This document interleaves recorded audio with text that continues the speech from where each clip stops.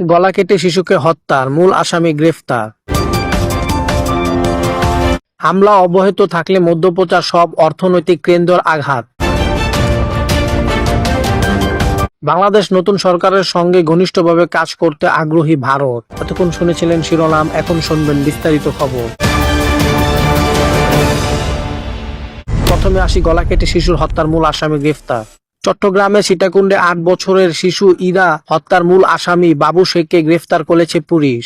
শিশুটি বোটানিক্যাল গার্ডেনে ইকো পার্কে পাহাড় থেকে গলাকাটা অবস্থায় উদ্ধার করা হয়েছিল। মঙ্গলবার 3 মার্চ দুপুরে মূল আসামি বাবু শেখকে গ্রেফতার করা হয় বলে নিশ্চিত করেছেন চট্টগ্রাম পুলিশ সুপার মোহাম্মদ নাজির আহমেদ খান।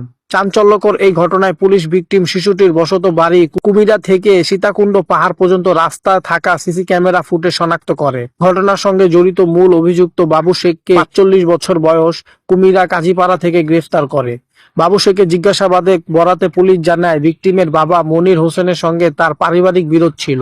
তাদের সঙ্গে বিভিন্ন বিষয় নিয়ে ঝগড়া হতো। বিরোধের জেরে তারা মেয়েকে মেরে প্রতিশোধ নেওয়ার পরিকল্পনা করে। আসামি বাবু শেখ তার পূর্ব পরিকল্পনা অনুযায়ী মেয়েটিকে চকলেট কিনে দিয়ে বেড়াতে নিয়ে যাওয়ার কথা বলে বাড়ি থেকে ডেকে নিয়ে আসে এবং সীতাকুণ্ড পাহাড় এলাকায় নিয়ে জোরপূর্বক ধর্ষণ চেষ্টা করে।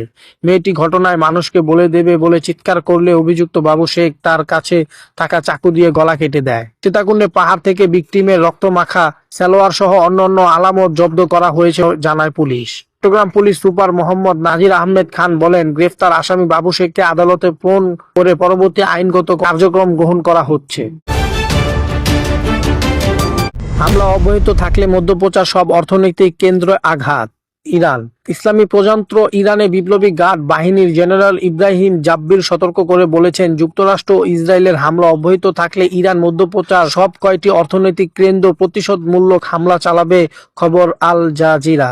জেনারেল ইব্রাহিম জাব্বির বলেন, আমরা শত্রুকে বলছি যে তারা যদি আমাদের প্রধান কেন্দ্রগুলোতে আঘাত করার সিদ্ধান্ত নেয় তবে আমরা এই অঞ্চলের সমস্ত অর্থনৈতিক কেন্দ্রে আঘাত হানাবো। ইরানি সংকেত সংস্থা ISN এর বরাত দিয়ে জেনারেল জাব্বির আরো বলেন, আমরা হরমুজ প্রাণঢালি বন্ধ করে দিয়েছি। বর্তমান তেলের দাম $80 উপরও এটি শীঘ্রই $200 পৌঁছাবে। উল্লেখ্য যে বিষয় বিক্রি হওয়া তেলের প্রায় 1/50 এবং কাতার ও সংযুক্ত আরব আমিরাত থেকে রপ্তানি হওয়া বিপুল পরিমাণ তরলকৃত প্রাকৃতিক গ্যাস LNG এই হরমুজ প্রাণঢালি জলপথ দিয়ে পরিবহন হয়। বিশ্বের দৈনিক তেল ব্যবহার প্রায় 20%, অর্থাৎ প্রায় 2 কোটি ব্যারেল তেল এই সংকীর্ণ জলপথ দিয়ে পার হয়। সর্বশেষ খবর থাকছে, বাংলাদেশের নতুন সরকারের সঙ্গে ঘনিষ্ঠভাবে কাজ করতে চায় আগ্রহী ভারত। ঢাকায় নিযুক্ত ভারতের হাই কমিশনার প্রণয় ভার্মা বলেছেন, বাংলাদেশের নতুন সরকারের সঙ্গে ঘনিষ্ঠভাবে কাজ করতে আগ্রহী ভারত এবং দ্বিপাক্ষিক সহযোগিতা আরো বিস্তৃত গতিশীল করতে চায় নয়াদিল্লি। স্থায়ী সরকার পল্লী উন্নয়ন ও সমবায় মন্ত্রী মির্জা ফখরুল ইসলাম আলমগীরের সঙ্গে মঙ্গলবার 3 মার্চ সৌজন্যে সাক্ষাৎ করে শেষে তিনি সাংবাদিকদের এ কথা বলেন। হাই কমিশনার বলেন, পারস্পরিক অর্থ ও সুবিধার ভিত্তিতে ইতিবাচক ও গঠনমূলক সম্পর্ক এগিয়ে নেওয়ার ভারতের লক্ষ্য। তিনি বলেন, দুই দেশের ঐতিহাসিক সম্পর্কের সামনে রেখে ভবিষ্যৎমুখী অংশীদারিত্ব আরো জোরদার করার বিষয়ে আলোচনা হয়েছে। উন্নয়ন, প্রযুক্তি বিনিময়, ডিজিটাল অন্তর্ভুক্তি, স্থায়ী সরকার ব্যবস্থা শক্তিশালীকরণ সহ বিভিন্ন খাতে জনমুখী সহযোগিতার বাড়ানোর বিষয়ে মতবিনিময় হয়েছে।